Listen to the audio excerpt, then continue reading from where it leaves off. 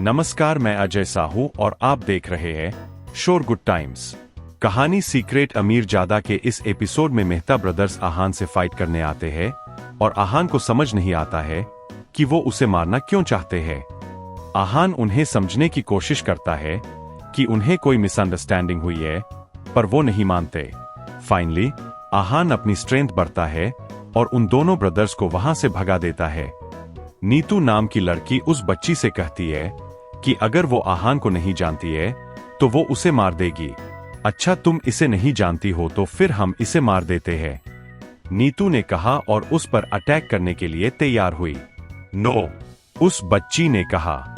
जैसे ही उसने यह बात कही, नीतू ने उसकी तरफ देखा और स्माइल करने लगी। उसने कहा, तुम्हें इसकी बहुत फिक्र है, इसने तुम्हारे साथ अच्छा बिहेव किया। वो बच्ची फिर चुप हो गई और उसने कुछ नहीं बोला। उसकी आंखों में डर साफ दिखाई दे रहा था। ठीक है, मैं इसे नहीं मारूंगी, नीतू ने कहा। आहान नीतू के लिए बस एक अनजान था और उसे उसके जीने या मरने से कोई फर्क नहीं पड़ता था।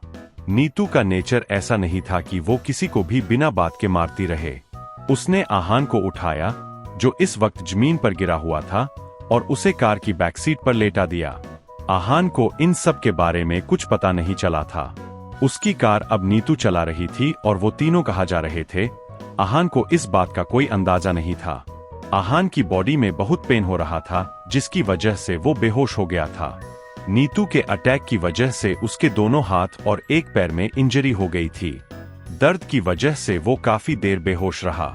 जब आहान की आंखें खुली तब उसने देखा कि वो एक मेडिसिनल टब में था।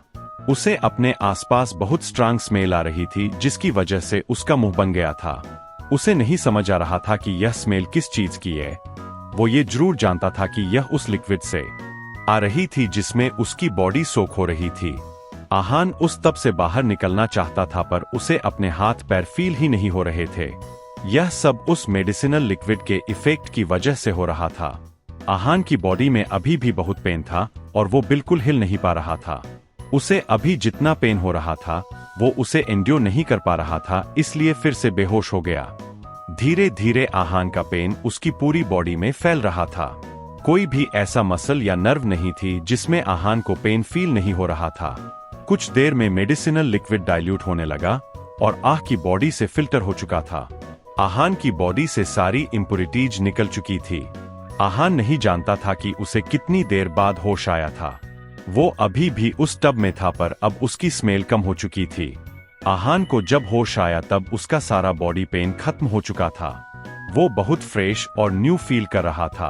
कुछ देर पहले वो जितने अनकंफर्ट में था, अब उतना ही कंफर्टेबल फील कर रहा था। जब उसने आंखें खोली तो वो पीठ देखकर ही पहचान गया था कि वो किसके साथ है। तुम्हें होश आ गया, नीतू पीछे मुड़ी और उसने कहा। इस वक्त वो कुछ पीस रही थी। यह कौन सी जगह है, आहान ने पूछा। चिंता मत करो, यह मेरा घर है। मैंने तुम्हें कोई नुकसान नहीं पहुंची। जब तुम बेहोश हुए थे तब तुम्हारा कल्टीवेशन बहुत स्ट्रेज लेवल पर था और तुम पेन में भी थे, इसलिए उससे रिलीफ पाने के लिए मैंने कुछ मेडिसिनल हर्ब्स का यूज करके यह लिक्विड बनाया था और तुम उसमें अपनी बॉडी सोक कर रहे थे, नीतू ने आहान को बताया। आहान नीतू को बहुत सीरियसली देख रहा था। उसे समझ नहीं आ रहा था कि वो नीतू को कैसे थैंक यू बोले। आहान जितने पेन में था उतना पेन उसके लिए सहन कर पाना बहुत मुश्किल था। पिछली बार उसने जब अपने आप को ट्रांसफॉर्म करके सुखदेव से फाइट की थी, उसके बाद वो एक हफ्ते तक पेन में था। इस बार उसे दर्द भी ज्यादा हो रहा था। वो नहीं जानता था कि अगर नीतू उसकी मदद नहीं करती तो उसे वो पेन कितनी दिन और सहना पड़ता। अचानक से नीतू ने फिर से कहा, मुझे नहीं पता तुम कैसी ट्रेनिंग कर रहे हो, पर इतना जानती हूँ कि तुम जीनियस हो। तुम आर्ट्स में अगला बड़ा नाम बन सकते हो, पर तुम्हें केयरफुल रहने की जरूरत है। आगे से अपनी बॉडी को ट्रांसफॉर्म करने की कोशिश मत करना, यह तुम्हारे लिए अच्छा नहीं होगा। आहान नीतू की सारी बातें समझता था, पर वो कुछ नहीं कर सकता था। उसने मन में सोचा, कभी कभी हमें ना चाहते हुए भी कुछ कदम उठाने पड़ते हैं। जब नीतू ने मेडिसिन बना ली तब वो वहां से चली गई। इस वक्त आहान रूम में अकेला था और बॉडी को टब में सोख कर रहा था। तभी वहां एक छोटी बच्ची आई। वो बहुत डेलिकेट लग रही थी। पहली नजर में आहान उसे पहचान नहीं पाया, पर फिर उसने अपने साथ कार में बैठी बच्ची को याद किया। यह वही बच्ची थी जिसे आहान ने बर्गर खिलाया था। वो बहुत शाय थी, इसलिए आहान को टेबल के पीछे से देख रही थी। उसे देखकर आहान स्माइल करने लगा। अब उसे भी डर नहीं लग रहा था, इसलिए वो धीरे धीरे आगे आई और टब पर हाथ रखकर खड़ी हो गई। उसने देखा कि आहान एक लिक्विड में सोक कर रहा था। जब वो उसके पास आकर खड़ी हुई तब आहान ने उससे पूछा, आपको मुझसे डर लग रहा है? बच्ची ने कुछ नहीं कहा और एकटक आहान को देखती रही। उसे कुछ समझ नहीं आया वो क्या बोले, इसलिए उसने गिव अप कर दिया और नीचे देखने लगी। तुम इसे देखने आई हो? इतने में वहां नीतू आई और उसने कहा। उसकी आवाज सुनकर वो आहान के पीछे छुप गई। तुम इसे देखने बाहर आ गई पर मुझे देखने नहीं आती क्यों? नीतू ने कहा। पर उस बच्चा ने कोई जवाब नहीं दिया। वह चुपचाप आहान के पीछे खड़ी रही। आहान को भी समझ नहीं आ रहा था कि नीतू क्या बात कर रही थी। अच्छा, जाने दो, मैं तुम्हें किसी चीज के लिए फोर्स नहीं करूंगी। बस आज के बाद कभी मुझे छोड़कर मत जाना, ठीक है? नीतू ने कहा। आहान उन दोनों को नहीं जानता था। उसने जब नीतू को देखा था तब उसे लगा था कि वो कोई मिस्टीरियस फैमिली की बेटी है, पर ऐसा नहीं था।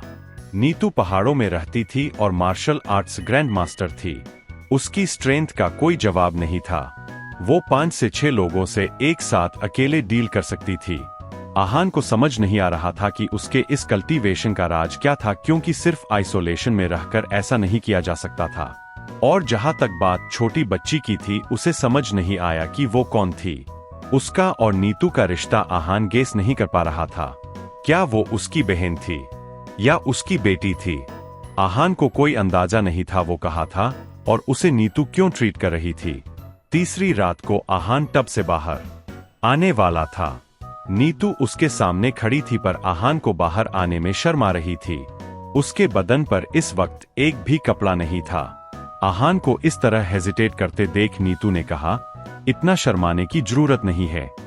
तुम्हारे कपड़े मैंने ही उतारे थे, इसलिए ऐसा कुछ नहीं है जो मैंने देखा नहीं है। अब तुम बाहर आ जाओ और मुझे देखने दो कि तुम्हारी बॉडी ने कितना लिक्विड अब्सॉर्ब किया है। आहान ने उसकी तरफ देखा और हेल्पलेसली खड़ा हो गया। नीतू ने जो कहा था वो सच ही था। दोनों का चेहरा एक बार के लिए लाल हो गया था। नीतू ने देखा कि आहान की बॉडी ने मेडिसिन अब्सॉर्ब कर ली थी और जो इम्प्योरिटीज थी और टब में ही नीचे सेटल हो गई थी। अब स्मेल भी बिल्कुल कम हो गई थी। इसे ज्यादा इस्तेमाल मत करना, यह तुम्हारे लिए ही खराब है। जब नीतू ने देखा कि आहान मेडिसिन को देख रहा था तब उसने कहा। आहान बहुत ग्रेटफुल था कि एक अनजान लड़की ने उसकी मदद की थी, पर वो नहीं जानता था कि उसने उसकी मदद क्यों की थी, इसलिए उसने पूछा, आपने मेरी मदद क्यों की? तुमने इसे बर्गर खिलाया था, यह रीजन तुम्हारी मदद करने के लिए काफी था। नीतू ने कहा। उसे विश्वास नहीं हो रहा था कि कोई उसकी इस रीजन की वजह से इतनी मदद कर सकता है। अब तुम ठीक हो गए हो, इसलिए यहाँ रहने की जरूरत नहीं है, तुम यहाँ से जा सकते हो, नीतू ने डायरेक्टली कहा। वो एक रात भी अब आहान को वहां रहने देने वाली नहीं थी। आहान को लगा कि शायद वो मजाक कर रही है, इसलिए उसने एक बार पूछा, क्या मैं कल नहीं जा सकता? आहान ने सोचा कि शायद उसके चेहरे पर कुछ दिख जाए जिससे पता चले कि वो सीरियस है या नहीं।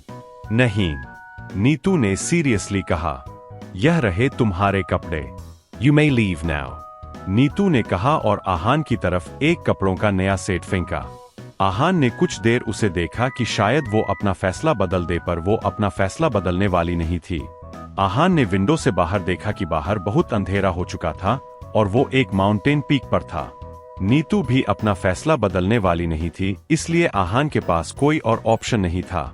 आहान जब घर के बाहर खड़ा था और अपने सामने देख रहा था तब उसे एहसास हुआ कि नीतू कितनी क्रूएल है। उसे कोई अंदाजा नहीं था कि वो कहाँ है और अपने घर कैसे पहुंचेगा। उसके पास कोई मैप भी नहीं था जो बता सके कि उसे किस रास्ते से उतरना। इस वक्त उसके पास सिर्फ अपनी कार की कीज थी और कार माउंटेन के फुट पर पार्क थी। आहान को नीचे उतरकर कार तक पहुंचना था। उसे नीतू ने थोड़ा सा डायरेक्शन बताया था। आहान इस वक्त नीतू को कोस रहा था, पर उसकी कंपेलन सुनने वाला कोई नहीं था, इसलिए उसने कहा, लेट इट बी, इस वक्त मेरा नीचे उतरना ज्यादा जरूरी है। माउंटेन का रास्ता बहुत तनीवन था। कहीं पर बहुत पत्थर थे तो कहीं पर स्लोप ज्यादा थी। आहान बहुत ध्यान से अपने कदम रख रहा था। जब आहान नीचे उतर रहा था तब उसे सामने से फ्लैशलाइट नजर आ रही थी। उसने मन में सोचा, इस वक्त माउंटेन पर कौन आ रहा है? वो लोग कौन थे? यह देखने के लिए आहान वहीं पर खड़ा हो गया। कुछ देर में वहां पर 4 लोग आए जिनके पास बैकपैक्स थे। देखने से वो लोग ट्रैवलर्स लग रहे थे। आहान ने मन में सोचा, यह लोग अगर वेकेशन पर है तो इतनी लेट पहाड़ पर चढ़ाई क्यों कर रहे हैं? यंग मैन, इतनी रात को तुम यहाँ क्या कर रहे हो? एक अधेड़ उम्र के आदमी ने आहान से पूछा। नीचे जा रहा हूँ, आहान ने कहा। इसके बाद उसने पूछा, आप लोग इतनी रात को चढ़ाई क्यों कर रहे हो? उस आदमी ने कहा, हम लोग यहाँ पर सनराइज देखने आए हैं। नीचे हमसे ज्यादा देर वेट नहीं हो रहा था, इसलिए चढ़ाई शुरू की। ओह, आहान को यह रीजन बहुत जेन्युइन लग रहा था। वैसे यहाँ से नीचे उतरने में कितना वक्त लगेगा? आहान ने पूछा। हम लोगों ने चढ़ाई सुबह 11 बजे शुरू की थी और अब यहाँ है, तो तुम अंदाजा लगा ही सकते हो, उस आदमी ने कहा। यह सुनकर आहान को नीतू पर और गुस्सा आया। अगर उसे सच में इतना वक्त लगने वाला था तो उसे एक रात जंगल में स्पेंड करनी पड़ेगी। यह सोचकर आहान को घबराहट हो रही थी। आहान को परेशान देखकर उस आदमी ने कहा, मुझे लगता है तुम्हें इस वक्त नीचे नहीं जाना चाहिए। हमारे साथ ऊपर चलो और सुनरी से एंजॉय करो। क्या आहान इन आदमियों के साथ ऊपर जाएगा या फिर मना कर देगा? आगे जानने के लिए बने रहिए हमारे चैनल शोरगुल टाइम्स के साथ।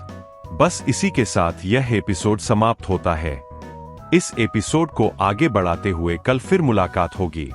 आज के लिए बस इतना ही। अब कल तक के लिए इजाजत। नमस्कार, धन्यवाद।